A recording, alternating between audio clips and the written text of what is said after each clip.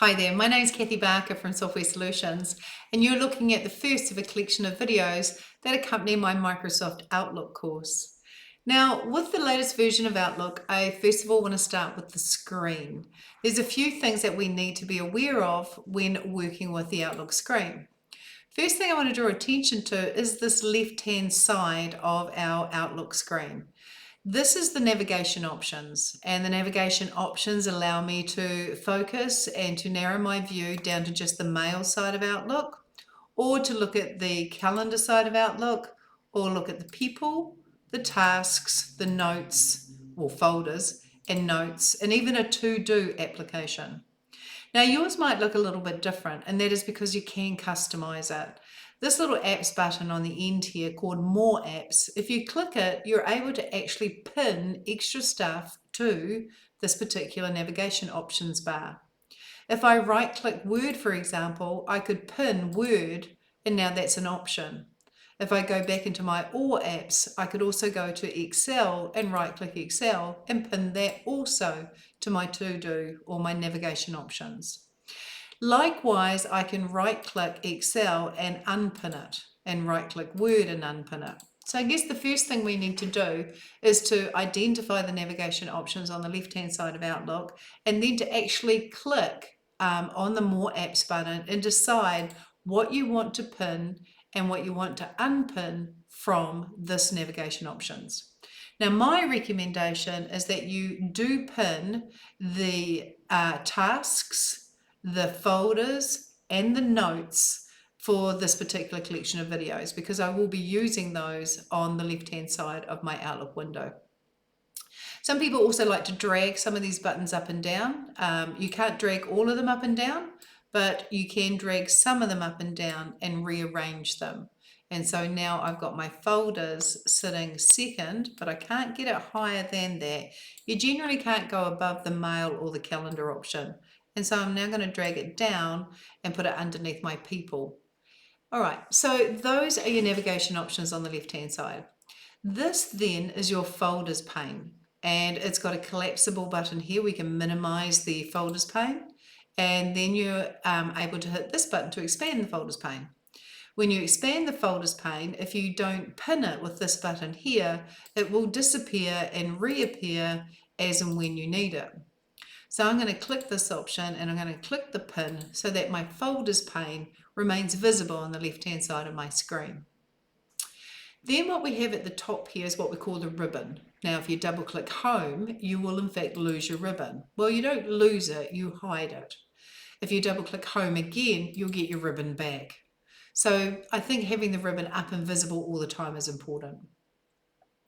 Now the other thing you may notice is on the right hand side I have a task list, and I have a calendar, and I even have people. This is something you may not be seeing on the right hand side of your Outlook, and it's because I've gone to View, and in the to-do bar button I've turned on calendar, people and tasks. I can untick tasks and they disappear, untick people and they disappear, and untick calendar and they disappear. Some people like to just have tasks showing on the right hand side, so they're things that they're reminded that they've got to do. So I can go to do and I can turn on my tasks, and now I'm just saying just tasks that I think I need to do on the right hand side. But I can also go back and turn it off again. So think about whether you want to see your tasks and or your calendar and or your people on the right hand side of your screen.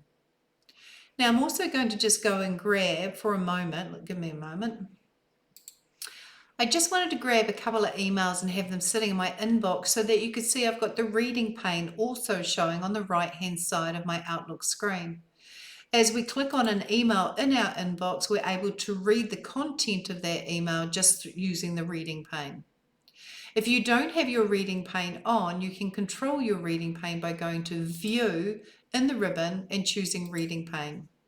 You can have it on the bottom, you can have it off, but typically we have the reading pane on the right. The other thing you can do is go into the reading pane options, because I don't like it marking an item as read simply because I wait for 5 seconds on that email. And I don't like it marking items as read simply because I've moved up and down through my list of emails. So you may also want to consider some of these reading pane options and whether you want them turned on or turned off. So I'm going to just go okay to that. Okay, navigation options on the left-hand side, followed by the folders pane on the left-hand side, ribbon running across the top, search box at the very, very top, inbox here because I've clicked on mail in my navigation, and also on the right-hand side is my reading pane. But I have the ability to go into view and to also turn on tasks or calendar or people. Some people also like some tighter spacing between options. If I turn that off, you can see it's quite spaced out. And if you have a lot of stuff in your inbox and a very small screen like a laptop, the real estate may mean that you want to tighten the spacing. So let's turn that on as well. The other thing I'd like to just point out also with regards to your screen and with regards to these navigation options, when we are in mail, we are seeing just the mail information and the calendar information. But when you go to folders, I quite like that folders view. The folders view actually influences the folders pane. By going to the folders view using the folders button on your navigation options, you're able to see your inbox, you're able to see your deleted items, you're able to see your contacts and your calendar and your notes and your tasks. Typically, whenever you're in mail, you're only seeing mail folders. When you're in calendar, you're only seeing calendars. If you ever need to see your calendar and your inbox, then you go to the folders view, and that is achievable by choosing the folders button in the navigation options. So that's important too. And I think that's about it with regards to the screen. I'll see you in the next video when we talk about people or contacts and how you can work with those in Outlook. See you soon.